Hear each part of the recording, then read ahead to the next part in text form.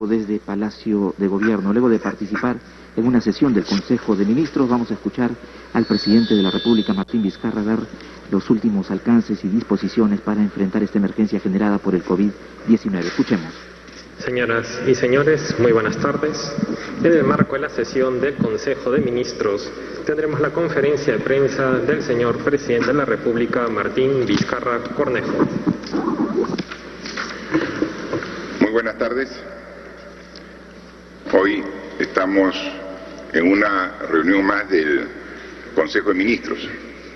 Desde el día 6 de marzo, en que se anunció el primer caso del COVID-19 coronavirus en el Perú, estas reuniones de Consejo de Ministros que ordinariamente se llevan una vez por semana, los días miércoles, son continuas.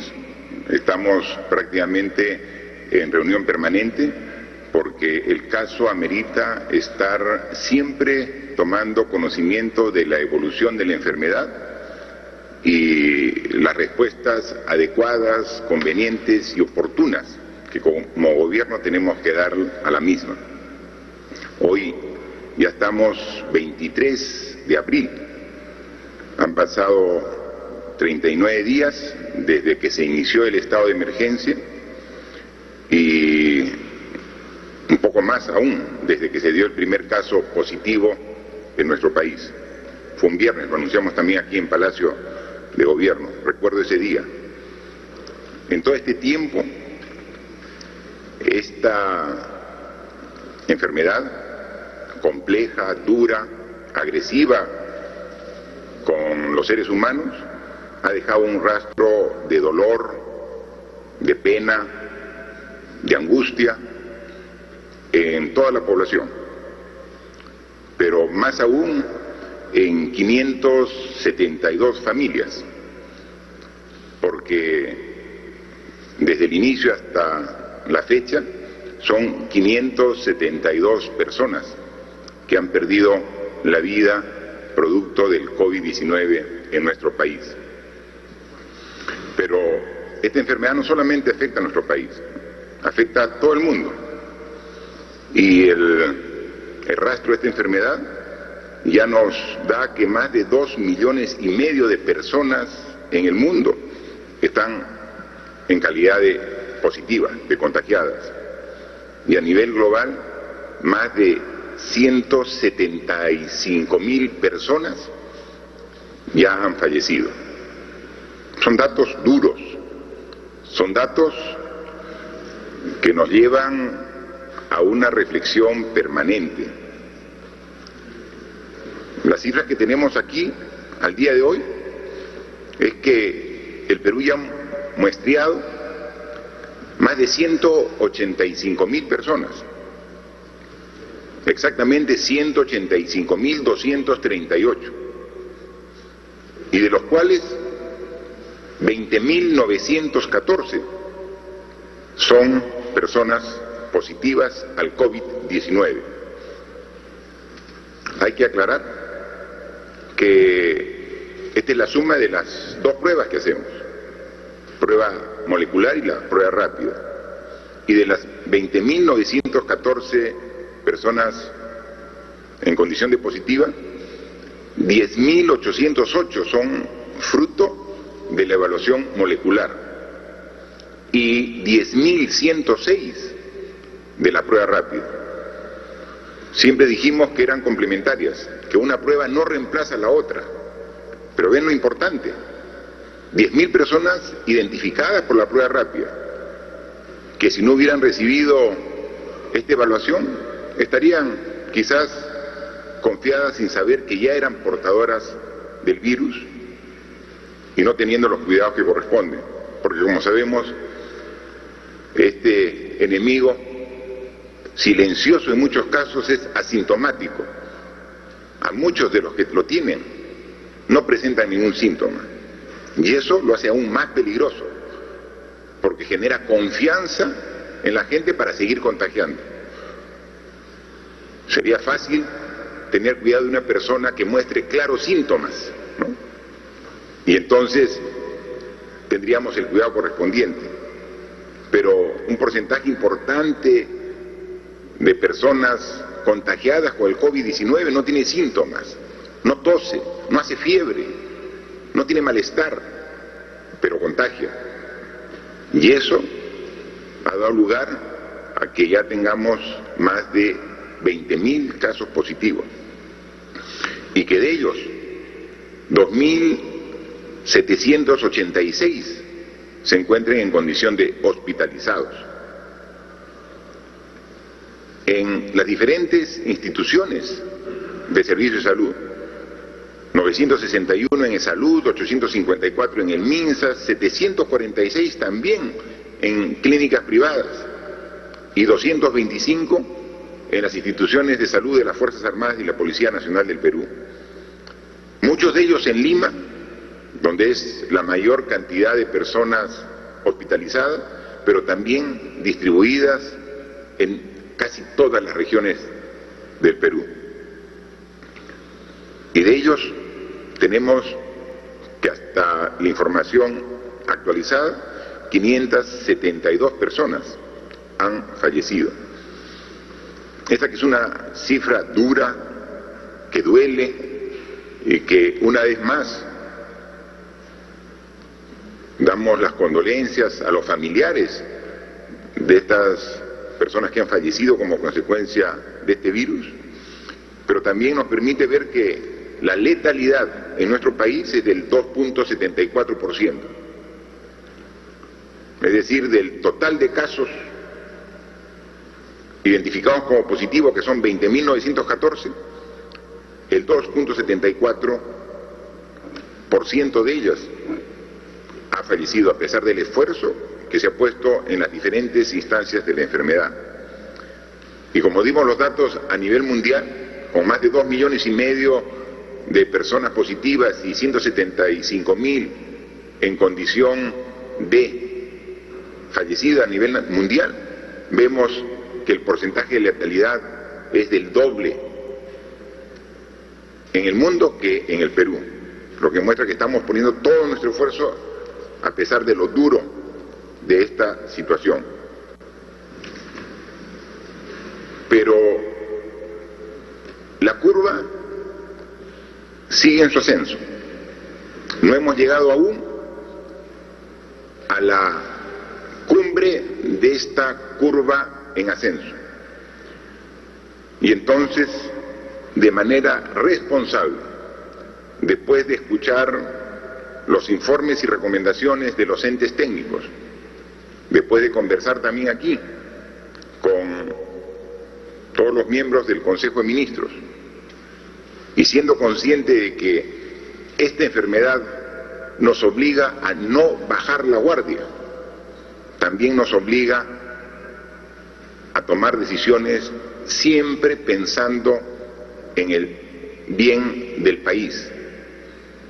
Y lo más importante del país es su gente, es la salud de los peruanos y peruanas, es la vida de su población.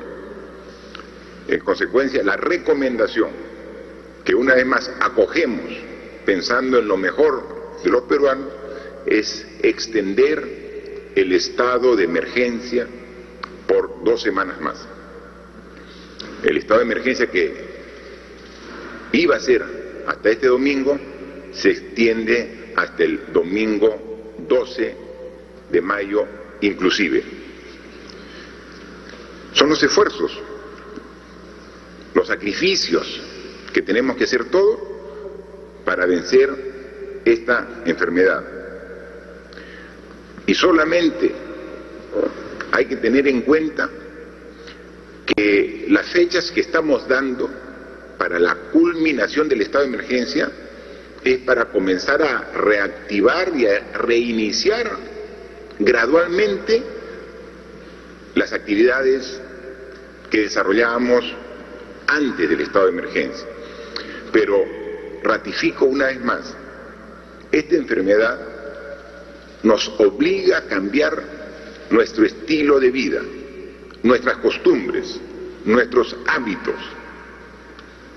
No es que La extensión del estado de emergencia solamente obliga a tener el cuidado en este periodo. Es algo que debemos tener muy claro todos los peruanos, que las reglas básicas, que son 3 las que hemos dado para evitar el contagio, tienen que respetarse por todos, inclusive mucho después que se levante el estado de emergencia. La higiene, el lavado de manos, el uso de la mascarilla cada vez que salgamos de nuestra vivienda y el distanciamiento de por lo menos 1 metro entre persona y persona cuando estamos en la calle, en el mercado, en la farmacia, en la tienda, en el banco. 1 metro de distancia. Eso debe ser ya una práctica habitual, permanente. Y como lo hemos dicho, por lo menos hasta que a principios del próximo año tengamos la vacuna que científicos de todo el mundo, con todo el esfuerzo, están elaborando. Es fundamental ello, es necesario. Mantengamos ese tipo de actitudes ahora, mañana y en los próximos meses para poder seguir combatiendo de manera adecuada este virus. Yo veía el día de ayer en un medio de comunicación escrito sobre una encuesta que se había hecho a todos los peruanos. Y los peruanos decían, conscientes de la situación actual,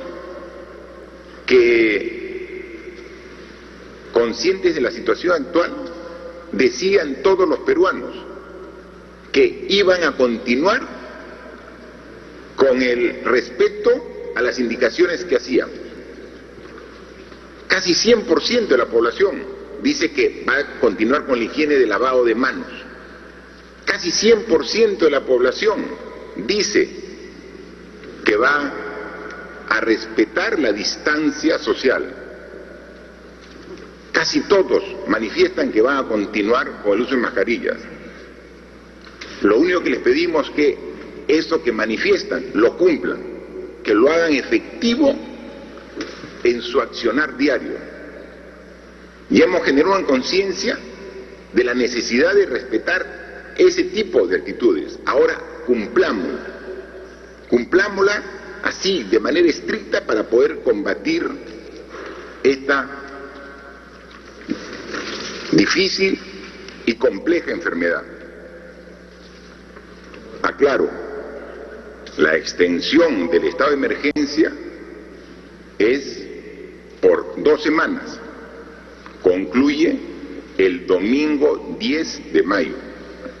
Creo que una confusión de cifras, hablé del 12. Son 2 semanas, concluía este domingo y son 2 semanas concluyendo el domingo 10 de mayo, que precisamente es el Día de la Madre. Y cuánto quisiéramos estar cerca de la Madre ese día tan especial. Y tenemos que hacer también el sacrificio. ¿Cuántas fechas importantes estamos pasando en este estado de emergencia que nos obligan a estar lejos de nuestros seres queridos? Pero también por ellos lo hacemos. Por ellos tenemos que ser responsables y tenemos que hacer un esfuerzo adicional porque estamos en la etapa más difícil de la enfermedad. Pero sin embargo, también, como ha calculado el propio ministro de Salud con su equipo de profesionales, no haber tomado estas medidas que iniciamos hace 39 días hubieran ocasionado una pérdida de vidas muchísimo mayor. Nosotros lamentamos estas 572 personas que han fallecido.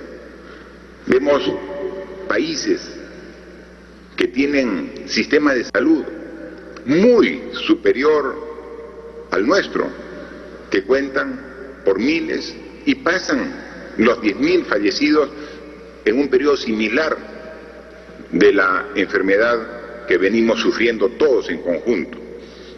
Las proyecciones dicen que no haber tomado este esfuerzo de todos desde un inicio, hace 39 días, podría estar generando que hoy día en el Perú estuviéramos contando por decenas de miles los fallecidos a consecuencia del COVID-19. Entonces, el esfuerzo bien vale la pena, pero tenemos que ratificarlo para poder realmente decir que hemos superado. Para ello, tenemos que contar con algún tipo de acciones. Somos conscientes de que el daño que hace este virus no solamente es en la salud de las personas, también es un daño que hace en su conjunto a toda la sociedad, que limitado de poder salir a realizar las actividades que generen los ingresos correspondientes a las familias peruanas, tienen que ahora pasar por restricciones, por necesidades que en algo queremos también atender. Por eso es que el día de hoy también hemos conversado aquí en Consejo de Ministros y hemos aprobado un concepto diferente para considerar a una mayor cantidad de hogares en un apoyo económico por efecto de este virus que afecta a todo el Perú. Yo quisiera que vean ustedes en pantalla un cuadro que resume el esfuerzo que estamos haciendo los países de la región, de Sudamérica, los que están haciendo esfuerzo económico para atender a su población. Nosotros, en función del análisis de la canasta básica de alimentos mínima que se requiere, una familia, un hogar, está calculada en 760 soles. Para poder comparar con otros países, la ponemos en una cantidad constante que es en dólares. 760 soles equivalen a 223 dólares. Ese es el apoyo económico que ya hemos venido dando a algunas familias, a algunos hogares, pero que somos conscientes que es insuficiente, que tenemos que llegar a los que realmente necesitan. En Argentina, por ejemplo, el apoyo económico está por el orden de los 151 dólares, en Brasil 113, en Chile 58, en Colombia 41 dólares. Es decir, de todos los países de la región, quien está haciendo el mayor esfuerzo para atender a la población que requiere ayuda de su gobierno en este momento difícil es el Perú. Pero ¿a cuántas familias debemos comprender para atender a los que requieren realmente? En el país tenemos alrededor de 32 millones de peruanos. Los 32 millones de peruanos, en función del censo de hogares, forman poco más de 9 millones de hogares. 32 millones de peruanos agrupados en 9 millones de hogares. Hemos hecho una evaluación de cuántos hogares a la fecha no tienen mayores problemas de carácter económico porque tienen un sueldo que se ha mantenido hasta la fecha, porque están trabajando seguro en estas actividades económicas, productivas, para el abastecimiento de alimentos. Estamos hablando, por ejemplo, de toda la cadena de agricultura, para que llegue a los mercados, para el expendio de alimentos en los centros comerciales y en los mercados propiamente dicho.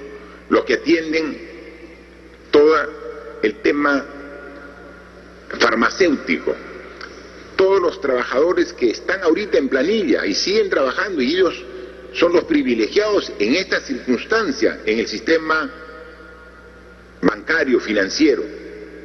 Cuando hemos hecho un análisis del total de hogares, del 100%, existe un 25% que ahorita tienen con tranquilidad la seguridad que tienen un sueldo a fin de mes.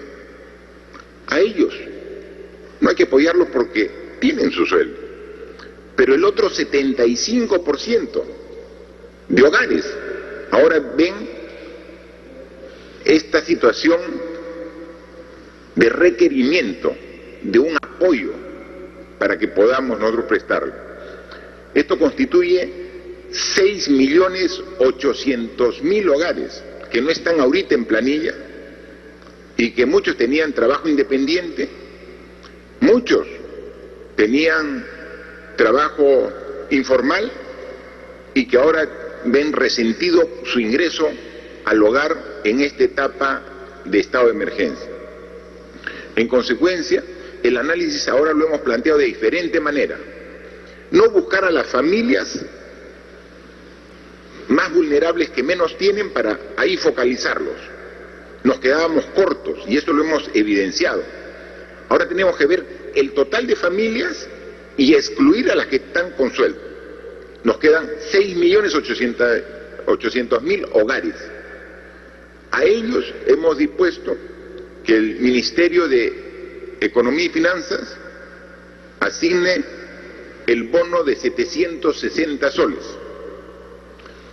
En algunos casos ya hemos comenzado, pero todavía de manera parcial. A través del MIDIS hemos dado solo 380 a 2.200.000 familias. Tenemos que completarlo, pero tenemos que hacerlo ya. A través del Ministerio de Trabajo hemos dado un bono de 380 soles, un bono económico, a 525.000 trabajadores independientes. Pero si vemos 2.200.000 y sumamos 500, tenemos 2.700.000, donde un apoyo parcial, 50%. A ellos hay que completarles el 100% y llegar a estos 6.800.000 hogares con los 760, para que todo hogar tenga este respaldo para esta etapa de transición que queremos llegar, para que gradualmente podamos iniciar las actividades económicas de todas las regiones del país. El monto total de este esfuerzo representa más de 5.000 millones de soles. Pero tenemos que hacer ese esfuerzo porque es el momento de atender a las familias que ahora responsablemente tenemos en esta última etapa de respetar la cuarentena para lograr que por fin comience a bajar la cantidad de personas afectadas por el COVID-19. Entonces, una vez más, este esfuerzo es una muestra de lo que dijimos al inicio, que no vamos a escatimar ningún tipo de esfuerzo para atender lo que demande el enfrentar esta terrible enfermedad, que juntos tenemos que hacerlo. Entonces, si ya nos hemos esforzado todo este tiempo, continuemos estas 2 semanas más, pero hagámoslo a conciencia, respetando estos criterios básicos. Al inicio se veía escepticismo, se decía que no, que era una exageración. Ahora cuando vemos los efectos en un porcentaje importante de la población, se dan cuenta que se tomaron las medidas adecuadas en el momento adecuado, porque el sistema de salud precario que tiene nuestro país, sin esas medidas, imagine cómo estaría. Y ahora seguimos viendo que cuando la demanda de pacientes para hospitales, para cuidados intensivos aumenta, tenemos que seguir aumentando. Y ese es el gran reto. Todos los días tenemos reunión con el ministro de Salud y su equipo para ver cómo se van haciendo los esfuerzos y las distribuciones internas para mejorar nuestra oferta de salud. Y así vamos a hacerlo. Adicionalmente, este esfuerzo en cuanto a este bono familiar de hogares de carácter universal, con la única exclusión de los hogares que tienen ingresos familiares por planilla, que están aseguradas, también tenemos que pensar ya en un proceso gradual a partir del mes de mayo de reinicio de actividades. Pero es un reinicio calculado, es un reinicio medido, es un reinicio que cuide el evitar un rebote de afectados por este virus. A través de un documento, el día de mañana vamos a formalizar una comisión para que evalúe la propuesta que hemos preparado aquí en Consejo de Ministros con los representantes de cada sector. Ya hemos hecho un plan para salir gradualmente por etapas del estado de emergencia, pero de una manera muy calculada. Eso queremos contrastarlo con un representante de los gobiernos regionales, porque, como siempre lo hemos dicho, Lima no es el Perú. Lima son 24 regiones más que también tienen su percepción y su apreciación de los diversos problemas.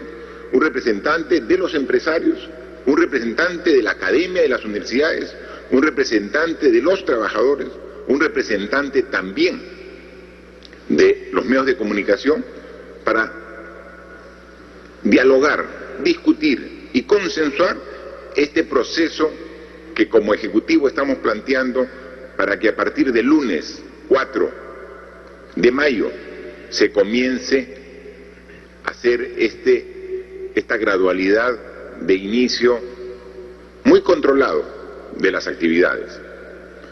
Hay actividades que, como hemos dicho, no la estamos planificando para este año, como por ejemplo el servicio educativo. El ministro haya hecho una propuesta muy interesante de educación en este año, de carácter remota, a distancia. Y para eso estamos también haciendo otro tipo de inversiones para garantizar el cierre de brechas y poder llegar a los estudiantes más alejados que tienen las menores condiciones de aprender en esta situación de educación a distancia. Entonces, lo que es educación, tenemos que ya hacer una programación, como lo ha hecho el propio Ministerio, para hasta fin de año. Entonces hay actividades. Hay otras actividades que ya deberían en la primera semana comenzar, la primera semana de mayo, comenzar a gradualmente a desarrollarse. Un pedido constante y permanente de muchos hogares, pero también que hemos visto en un análisis comparado de lo que ya se permite en otros países, por ejemplo, el expendio, la venta de alimentos procesados, de comida, pero por delivery. Entonces, eso es una de las actividades que podría realizarse, entre otras que el planteamiento lo va a hacer a través de esta comisión que sale mañana, la relación a través de la norma correspondiente. Porque, por ejemplo, esta enfermedad lo que nos obliga a no estar con gente aglomerada, con gente muy próxima. Los restaurantes precisamente tienen gente aglomerada. Entonces, un restaurante no puede funcionar de esa forma, con la presencia física, pero sí podrían vender sus alimentos, sus productos, por delivery. Eso sí podría hacerlo, pero siempre y cuando garantice el cumplimiento de un protocolo que cuide al personal que trabaja en el restaurante y que cuide el traslado hasta el domicilio que lo requirió. Doy un ejemplo, pero hay varios más que son los que se van a desarrollar y que ya están planteados después de bastantes días de trabajo de los equipos de cada sector para que ello pueda trabajarse y poder aprobarse, y a través de un protocolo en la cual obviamente está el Ministerio de Salud integrando este equipo, pueda asegurar el retorno gradual de actividades a partir de la primera semana de mayo. Decirle adicionalmente que para un tema adicional y complementario vamos a pedir facultades legislativas en materia tributaria y financiera al Congreso de la República. Nosotros, al inicio de esta enfermedad, como ustedes saben, pedimos al nuevo Congreso facultades legislativas y nos las fue otorgada. Pero el alcance de estas enfermedades, de esta enfermedad por lo grave que es, requiere que complementemos este pedido de facultades con algún tema específico en tema tributario. Porque lo que se pretende en este momento difícil es que haya una real solidaridad de todos los peruanos. Y hay peruanos que pueden apoyar al resto de sus connacionales, al resto de sus compatriotas. Pero para eso se requiere una norma de carácter de ley cuya facultad no la tenemos. Vamos a pedirlo para que de esta forma, y esperamos y no dudamos, que en el corto tiempo podamos generar una norma que también va a ayudar en el enfoque que estamos dando. Así que estamos en un proceso, en parte de la situación, del proceso de la enfermedad, difícil. Pero es ahí donde pedimos, una vez más, la unidad de todos los peruanos. Al inicio de la enfermedad, al inicio de esta pandemia, pedimos el apoyo. Y recibimos mucho apoyo. De todos los actores políticos, de todos los actores sociales, de todos los gremios. Muy bien. Pero ese apoyo se requiere en los momentos más difíciles. Es fácil estar de acuerdo cuando la enfermedad, la pandemia, está recién empezando y no requiere todo el esfuerzo de los peruanos. Es ahora donde tenemos que ver quiénes quieren apoyar realmente para salir de esta difícil situación y quiénes solamente tienen una expectativa de mirar las cosas desde fuera y no comprometerse con la lucha que nos convoca a todos. Hemos agradecido y lo hemos dicho. Aquí hay personas que están en primera línea.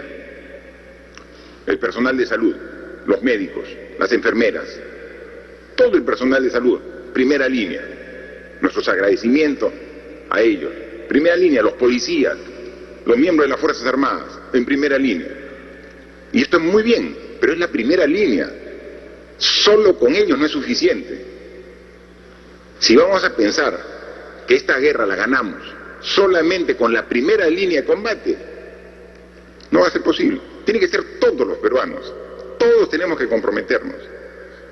Y el compromiso se hace realmente evidente cuando se requiere. Dijimos que esta era una maratón, no era una carrera de 100 metros planos. Tiene que haber resistencia. Y ahora estamos en la etapa donde requerimos la resistencia de todos los peruanos. El apoyo, la solidaridad. En ese momento nos encontramos. Y es ahí donde nuevamente tiene que salir nuestra fibra más honda, más profunda, de amor a la patria, de amor a la familia, de amor a la sociedad, para preservar el país que todos queremos. Esto va a pasar, y cuando pase vamos a tener las mejores condiciones de nuevamente trabajar por nuestro futuro. Pero es el momento ahora, el momento difícil, donde requerimos la responsabilidad y el compromiso de todos los peruanos. Estoy seguro que vamos a contar con todo su apoyo, como siempre ha sido la característica de los peruanos en los momentos más difíciles. Yo agradezco siempre a los medios de comunicación que tienen a bien hacernos preguntas, interrogantes, que quedamos a su disposición. Gracias, señor presidente. Iniciamos entonces la ronda de preguntas virtuales. La primera pregunta es del portal La Mula. La pregunta dice: peruanas y peruanos están en las calles de Lima y otras ciudades tratando de retornar a sus lugares de origen. Están agrupados en diversos espacios públicos y son proclives a contagiarse. ¿Qué medidas adicionales va a tomar el Gobierno nacional ante su demanda? Por otro lado, en cuanto al distanciamiento social, ¿están considerando alguna norma que incentive el uso de bicicletas como alternativa al transporte público y de cara a la sostenibilidad que requiere el país? Bien, efectivamente, conforme va evolucionando la enfermedad, también socialmente se generan nuevas necesidades. Y una de las demandas que se ha dado la última semana es precisamente la situación que ha planteado el periodista. Por favor, Premier, a ver si puede responder los esfuerzos que hacemos al respecto. Gracias, presidente. Una regla elemental para contrarrestar el crecimiento del contagio de este virus es la inmovilización.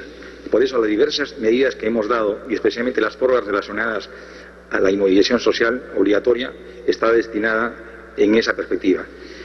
El virus se mueve con las personas y por eso también tenemos que reconocer en estos momentos lo que es la labor tesonera de gobernadores, de alcaldes, que indistintamente en todo el país han coayudado a fortalecer esta labor de la llamada movilización social.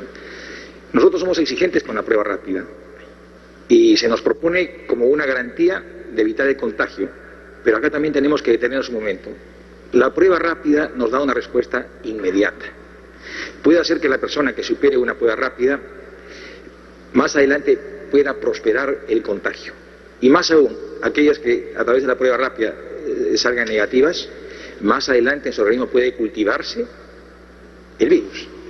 A efecto de ello insistimos, y ahí tenemos que ayudarnos tanto autoridades como ciudadanía a evitar la movilización. Es nuestro deber como gobierno velar por el bienestar de todos los peruanos y en estas circunstancias por la salud de los peruanos. Pero también entendemos la legitimidad que tienen distintos ciudadanos de exigir la vuelta a sus regiones. Y atendiendo a ello es que hemos dado dispositivos. Y estos dispositivos enmarcan 3 consideraciones que no deben soslayarse de ninguna manera. La primera, que debemos facilitar, atender como prioridad a las personas de alta vulnerabilidad.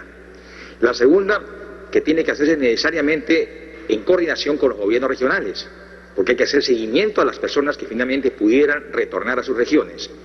Y la tercera es que este tránsito a las regiones tiene que ser planificado y ordenado, porque las personas que lleguen a sus regiones tienen que estar sometidas a una regulación de cuarentena. Y obviamente esto no puede escapar de la capacidad de control que tienen que asumir los gobernadores regionales. Por eso sugerimos que esto sea de manera ponderada. Y hago extensivo mi observación porque los gobiernos regionales, en la mejor intención de poderse ordenar, a través de las redes sociales, difundieron un padrón para que pudieran indistintamente inscribirse. Y de todas las regiones a la fecha, se han inscrito 167.856 personas. Es decir, potencialmente tenemos 167.000 personas que pudieran volver a sus respectivas regiones. El día de hoy, atendiendo a la habilitación normativa que dimos en su oportunidad, a la fecha relacionado a 10 regiones y han retornado vía terrestre o vía aérea 3.579 personas. El día de hoy, con precisión, son 1.621 personas que van a retornar por vía terrestre y vía aérea y corresponden a 7 regiones. Estamos en un permanente seguimiento en el llamado Comité de Crisis, que es parte de la Comisión Multisectorial que en su momento el señor presidente instituyó, y se ha determinado que no puede retornar persona si es que previamente no sea sometida a la prueba rápida. Lo segundo, que esto tiene que ser ordenado, y tenemos una media de 800 pruebas rápidas, no se puede hacer más. Y son 800 pruebas rápidas por día, son 800 personas las que pudieran retornar a sus regiones de manera planificada. Lo segundo, insisto una vez más, una vez retornados a sus lugares, necesariamente tienen que hacer una cuarentena o seguimiento a una cuarentena que ya es responsabilidad de los gobernadores regionales. Asimismo, también un argumento bastante sostenido es que muchos quieren retornar por sus condiciones socioeconómicas bastante delicadas en estos momentos. A efecto de ello, el señor presidente acaba de anunciar del bono familiar universal. que es un dispendio económico importante que tiene que ayudarnos a que las personas no acudan a una corriente masiva de desplazamientos al interior del país.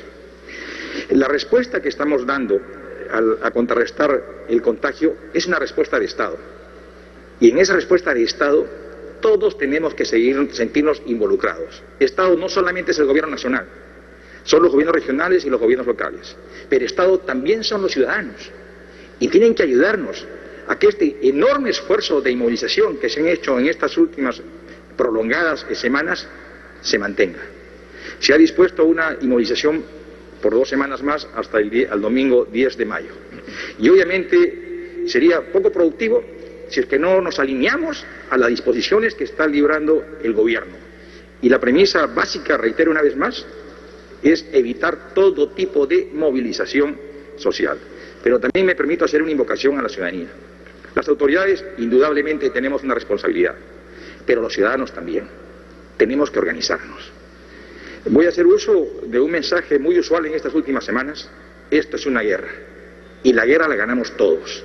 Por consiguiente, todos tenemos que sentirnos involucrados, las autoridades y también los ciudadanos, a través de juntas vecinales, comités barriales, ayudarnos. Hoy más que nunca tiene que resurgir el lado más sensible de todo buen peruano, que es su solidaridad, que es ese espíritu humanista de poder ayudar al prójimo.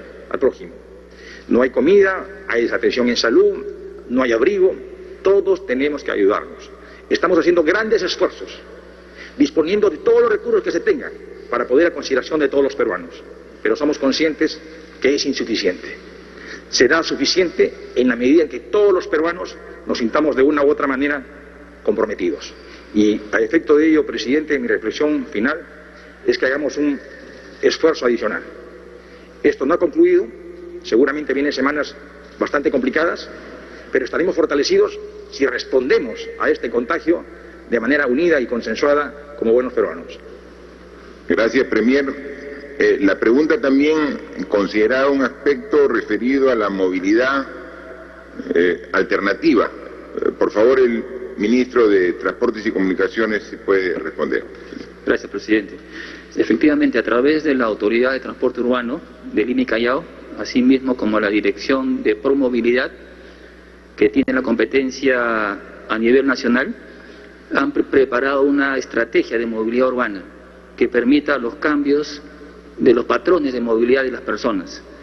Y en tal sentido, en esta oportunidad permite también fomentar el uso de las bicicletas, y sobre todo las bicicletas populares, a efecto de permitir que los sectores de menores ingresos de la ciudad puedan acceder a estas bicicletas populares y se puedan movilizar hacia su centro de trabajo, hacia los hospitales, hacia las escuelas.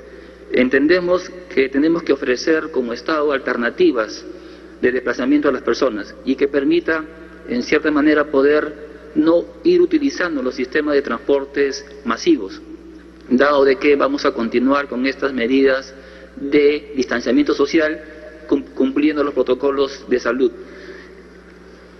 Y en tal sentido vamos a implementar a través de la Autoridad de Transporte Urbano, a través también de Promovilidad, en estos planes, en esta estrategia de cambio de movilidad urbana para las personas, carriles exclusivos en la ciudad, que permitan el uso de las bicicletas. Y en tal sentido están trabajando en constituir ejes de desplazamiento que permitan conectar a través de las bicicletas en distancias cortas de menos de 7 kilómetros y permitan movilizar a las personas y conectar los hospitales, las escuelas, los colegios, los centros de abastos, de una manera de un cambio de aptitud, ¿no? Un cambio del concepto de movilidad urbana en la ciudad y también en las regiones, que serán replicados posteriormente a través de este organismo del Ministerio de Transporte, que es de Promovilidad, y de así ir obviamente generando un cambio de cómo la ciudad se va a movilizar en las ciudades intermedias, en la capital, usando estos sistemas de las bicicletas, usando estos carriles exclusivos y cumplir de esta manera las indicaciones del Ministerio de Salud, ¿no? Gracias. Muchas gracias. La siguiente pregunta es de Latina. Esta mañana hemos sido testigos de cómo policías y sus familiares hacen una larga cola en el Hospital Augusto B. Leguía, clamando que les hagan prueba para COVID-19. Muchos de ellos ya están con los síntomas y están a la intemperie en la calle. ¿Qué se va a hacer con ellos y con los efectivos de provincias que también están padeciendo la falta de atención médica? ¿No sería mejor habilitar otra torre de la villa solo para atender a policías y militares? También hemos visto que las morgues o mortuorios de los hospitales de provincias e incluso los de Lima ya han colapsado. ¿Cómo revertir esta situación? Bien, por favor, el ministro del Interior, para que responda a esta pregunta. Muchas gracias, presidente. Yo quiero informar al país de que la Policía Nacional la constituyen 130.000 efectivos. De los 130.000, 80.000 están dedicadas a labor operativa, a controlar las calles con la Fuerza Armada. De estas personas se han contagiado alrededor de 1.300, que constituye el 1.6. Pero al mismo tiempo, como Estado estamos respondiendo porque hasta el momento han sido testeados con la prueba molecular o la prueba rápida 24.000 efectivos. Desafortunadamente, el día de ayer se acabaron las pruebas, pero hoy hemos recibido una transferencia de 20.000 pruebas rápidas y se va a reiniciar este servicio a los policías en horas de la tarde y mañana se van a continuar con todas las comisarías y unidades de Lima y a nivel nacional también. Estamos haciendo como gobierno todos los esfuerzos necesarios y por eso el sector interior está adquiriendo 80.000 pruebas moleculares y 120.000 pruebas rápidas que van a llegar la próxima semana, porque entendemos de que este virus ha llegado acá para quedarse por largos meses y la policía como la Fuerza Armada constituyen la primera línea de acción en esta guerra que estamos librando. Y por eso los policías, todos los policías van a ser testeados, sin excepción, porque esta situación va a ser recurrente y la exposición que hacen los policías al hacer la contención social los expone a pesar que están protegidos. Hemos adquirido 50 millones de soles en guantes, mascarillas, desinfectantes, gel, equipos biomédicos, equipo de protección especial, pero no es suficiente. Nosotros tenemos el compromiso de seguir protegiendo a nuestra primera línea de acción. Estamos tensionando todas nuestras fuerzas, haciendo convenios con clínicas privadas, implementando más habitaciones para contagiados en otros lugares del país. Pero yo quiero lanzar un mensaje a los policías nacionales. Hemos librado guerras similares en el pasado. Es hora de demostrar de qué madera están hechos los policías de corazón. Yo sé que son momentos complicados, pero tengan la tranquilidad que este gobierno no los abandona.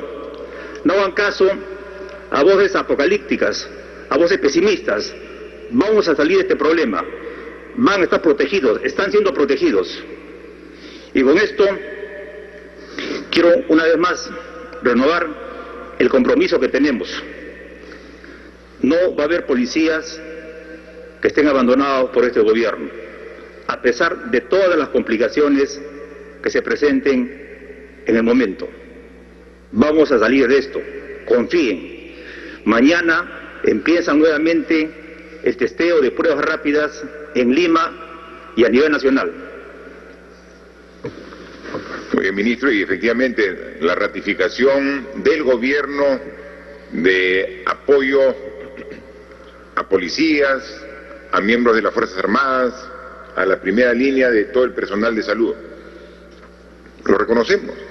Es tal la complejidad de esta enfermedad que puede ser que en algún momento rebase la capacidad de respuesta. Y vemos las imágenes. Y también nos indignan como a cualquier ciudadano. Inmediatamente llamamos a ver qué pasó, qué hay que corregir, qué hay que modificar. Pero la voluntad es el respaldo permanente. La posición del gobierno es atender no solamente las necesidades de la población, sino principalmente de los que atienden a la población. Y entonces, claro, hay una también propuesta en la consulta. Y la Villa Panamericana, claro, estamos actualmente habilitando 2 torres más.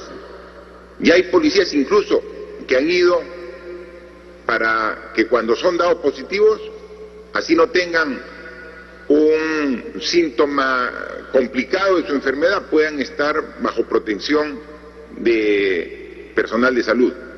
Estamos en plena habilitación de 2 torres más, que en los próximos días estará habilitado, y obviamente es para la población en general, pero también a la población de primera línea, como son estos casos, los policías que están ahí poniendo la cara en esta guerra tan compleja que estamos enfrentando, no solamente los peruanos, sino la humanidad en su conjunto.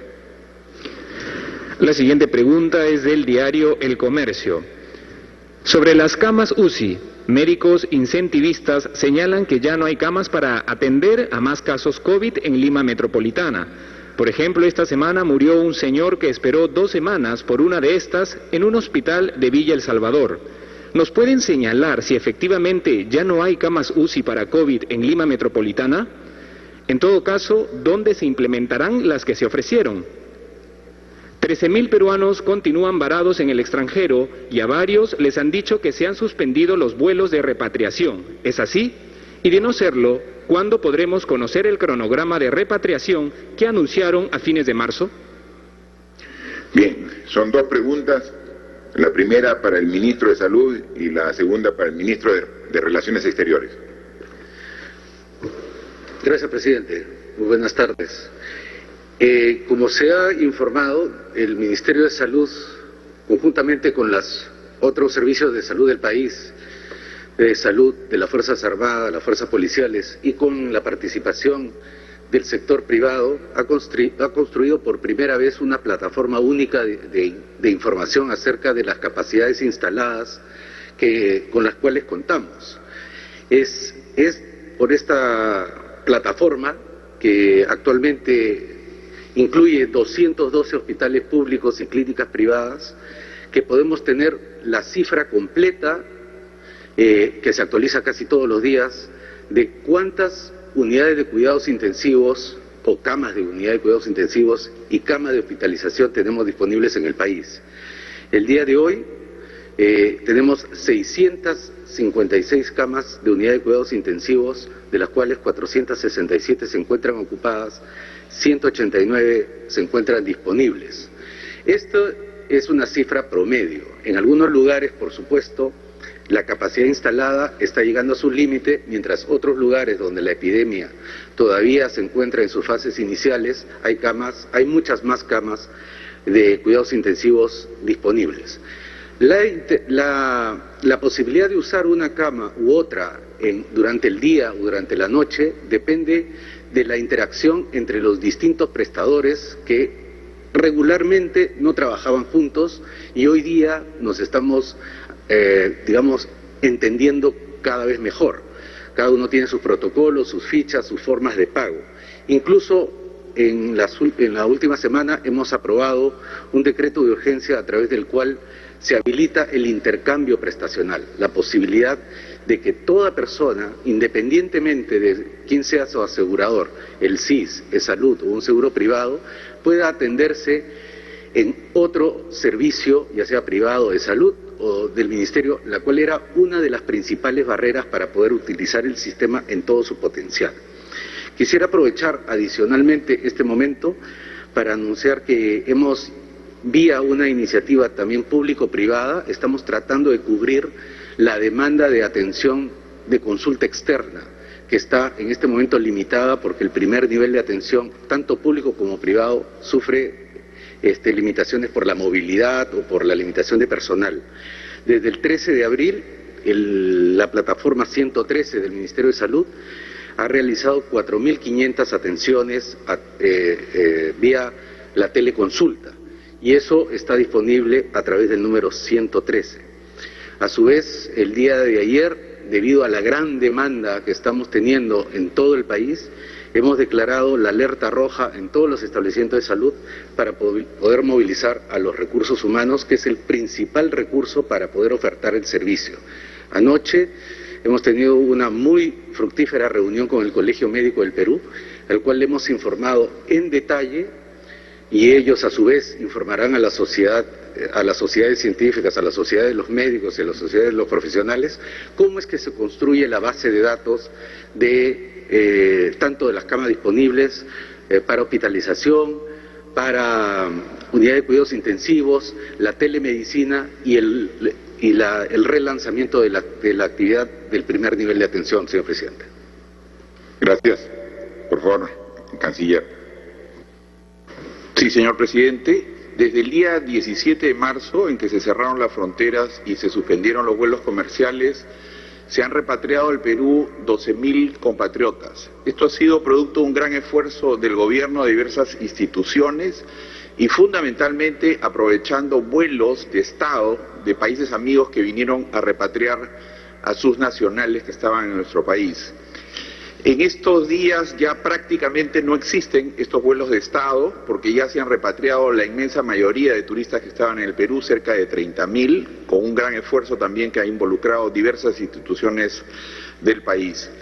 Así que en esta nueva situación somos conscientes de que todavía hay compatriotas por repatriar y que en muchos casos están pasando situación difícil y a través de nuestros consulados y embajadas los estamos apoyando.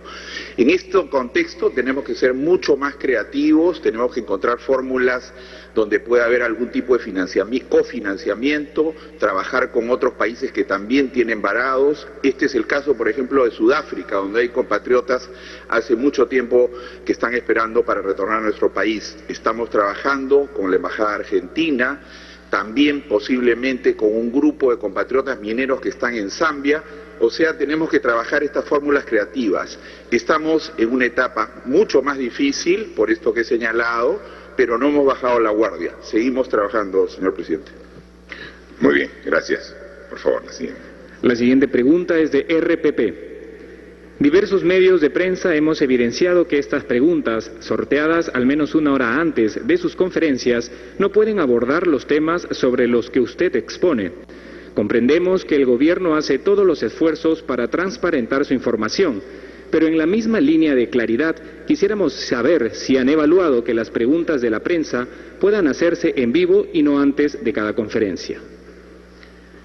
Bien. Si ustedes pueden siempre analizar y comparar la forma de relacionarse de presidentes de otros países en momentos tan difíciles como el que también ellos están sufriendo con la pandemia del COVID-19, podrán ver que no hay un presidente que con sus ministros haya estado tantas veces dando la cara, explicando la situación y adicionalmente recibiendo las preguntas de los medios de comunicación. Más o menos, haciendo un cálculo aproximado, hemos tenido más o menos 35 conferencias de este tipo desde que iniciamos hace 39 días el estado de emergencia. Y en esos 35 oportunidades hemos respondido más de 200 interrogantes de los medios de comunicación. Miren el esfuerzo que nos corresponde hacer para comunicar sobre todos los acontecimientos que se van sucediendo sobre el coronavirus. Y hemos dicho de que esta situación es excepcional, en consecuencia también obliga a tomar medidas excepcionales. Ustedes, los medios de comunicación, saben que no solamente aquí en Lima, sino en los innumerables viajes que he hecho al interior del país, siempre he estado frente a frente, cara a cara con los periodistas, en una relación franca, sincera, directa con todos los periodistas. Pero esto nos obliga precisamente a tomar medidas excepcionales mientras que dure esta enfermedad. Pero no queremos romper el vínculo con los medios de comunicación y por eso les pedimos, y es un sorteo totalmente transparente de los medios de comunicación que están inscritos en el portal de Palacio de Gobierno. y entonces pueden participar, han visto, de manera plural y preguntar, y respondemos, o hacemos el esfuerzo de responder todas las preguntas que hacen. Y dicen, pero no podemos preguntar exactamente lo que hoy día se dijo. Pregunten mañana. O sea, si hacemos muy frecuentes este tipo de conferencias de prensa, entonces lo que quedó pendiente porque fue un anuncio el día de hoy, lo pueden preguntar al día siguiente. O si no, este tipo de presentación es complementada con entrevistas que tienen los ministros permanentemente en los diversos medios de comunicación. Y ellos llevan la voz de gobierno. O sea, el presidente y los ministros llevan la voz del gobierno, son voceros oficiales de gobierno.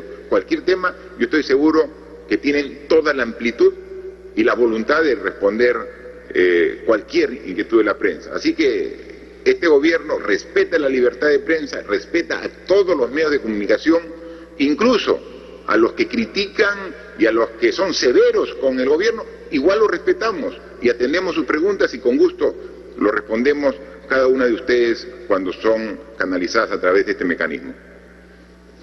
Gracias, señor presidente. Para culminar esta ronda tenemos la pregunta de la Asociación de Prensa Extranjera en el Perú. Presidente Vizcarra, la Comisión Económica para América Latina y el Caribe, CEPAL, dijo el martes que las economías de América Latina caerán este año un 5.3% golpeado por el coronavirus, incluido Perú con un retroceso de 4%. ¿Coincide con esta proyección para el caso peruano? En todo caso, ¿cuándo comenzaría a recuperarse el país o cómo ve la economía peruana en el 2021? Debido a la crisis por la pandemia, el gobierno considera, como han sugerido algunos políticos peruanos, implementar un impuesto solidario a los más ricos del país, donde según la revista Forbes, 6 grupos económicos acumulan casi 12.000 millones de dólares. Esto es poco menos de la mitad de todo el dinero del estímulo económico que está ejecutando Perú para combatir los efectos del coronavirus. Muchas gracias por la interrogante. Están directamente dirigidas a la ministra de Economía y Finanzas. Gracias, presidente. Todas las instituciones que han proyectado cifras de crecimiento reconocen que hay mucha incertidumbre. Lo que podría hacer que difieran estas proyecciones tiene que ver con el impacto del paquete fiscal que hemos diseñado, que como hemos dicho varias veces es un paquete muy audaz. De hecho, ya se ha difundido en varios medios de comunicación que la primera subasta que ha realizado el Banco Central para reactivar Perú ha sido muy exitosa, con las tasas de interés real de los préstamos serán cercanas a cero. Nosotros, como lo ha anunciado el presidente, estamos ya trabajando en un programa de reapertura gradual de la economía. Nos tenemos que acostumbrar a una nueva normalidad, donde va a ser importante que la economía vaya reanudándose de manera controlada, siguiendo una serie de protocolos y estándares sanitarios. Nosotros esperamos que la recuperación económica se inicie a partir del tercer y cuarto trimestre del año. Nosotros como gobierno nos hemos propuesto retornar al crecimiento potencial y vamos a dar todo nuestro esfuerzo en ese objetivo. Respecto a la pregunta tributaria, la historia de los impuestos demuestra que los impuestos son una medida idónea y eficaz en tiempos de crisis. En el marco de las facultades que ha anunciado el presidente, estamos evaluando medidas, pero como gobierno somos muy responsables con todo lo que plantearemos, siguiendo estándares internacionales, siguiendo además los parámetros de razonabilidad constitucional de los impuestos, todas las medidas inspiradas en el principio de solidaridad al que se refirió el presidente Vizcarra. Muchas gracias. Sí, para eso estamos ya trabajando el pedido de facultades legislativas al Congreso de la República e inmediatamente simultáneamente vamos a estar preparando el decreto legislativo, porque no hay tiempo que perder. Tenemos que actuar en todos los aspectos de manera simultánea, y este es un aspecto que no debemos dejarlo de lado. Es sumamente importante demostrar la solidaridad de los que más tienen con los que menos tienen. Lo estamos haciendo como gobierno, lo estamos haciendo un gran esfuerzo. Más de 5.000 millones aquí en este bono familiar universal.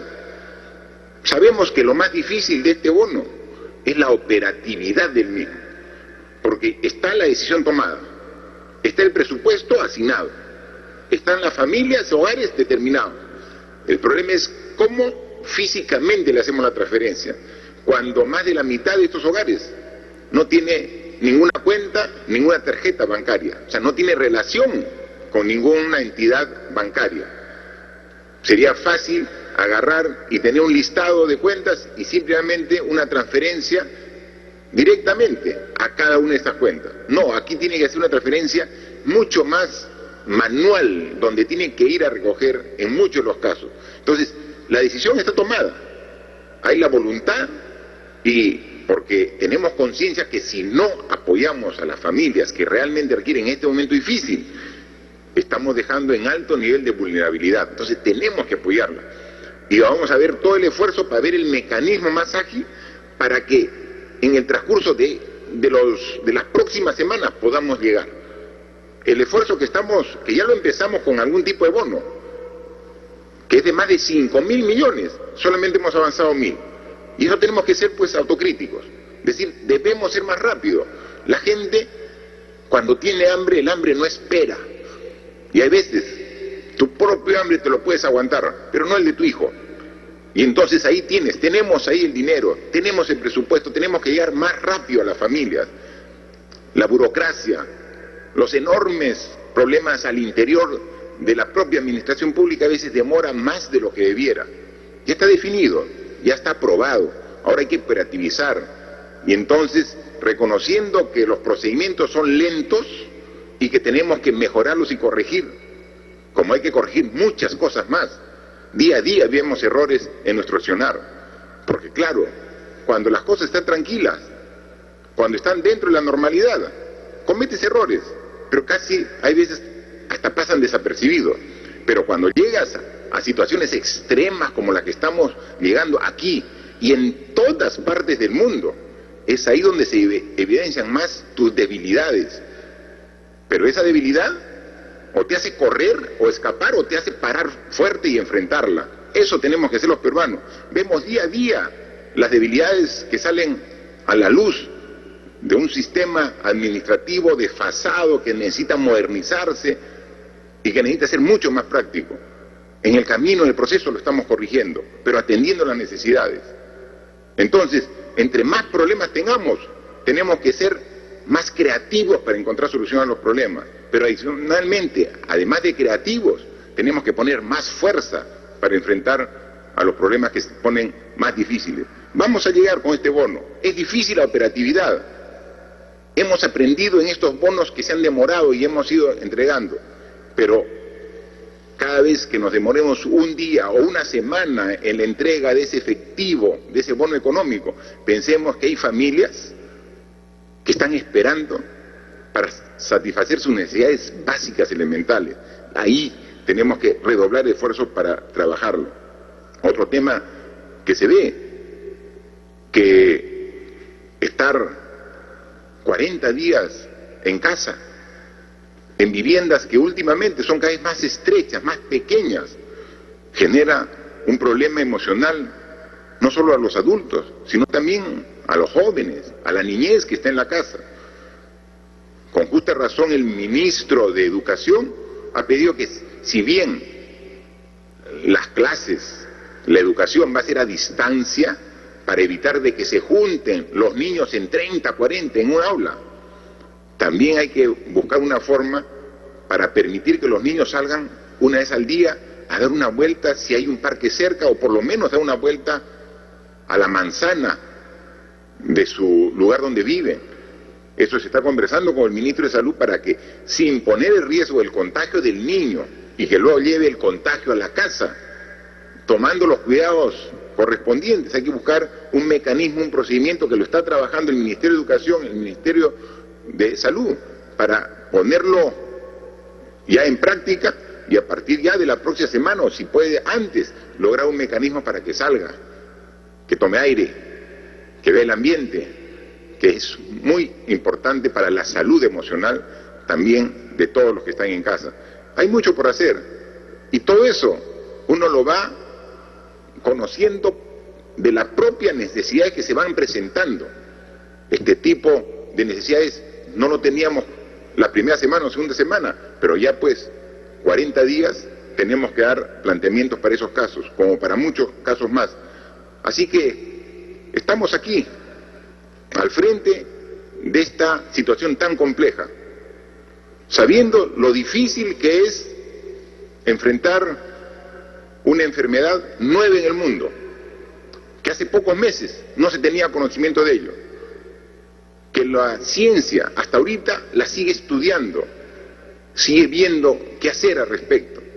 Mientras que eso ocurre, nosotros tenemos que estar al frente, mejorando la capacidad de respuesta, corrigiendo las deficiencias, asumiendo errores en el proceso, pero siempre con la convicción de que vamos a salir adelante, que esta guerra, como muchas otras en el pasado, la vamos a ganar. Los peruanos vamos a salir adelante.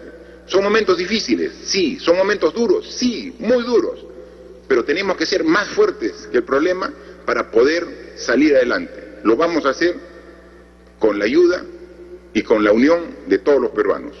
Muchas gracias.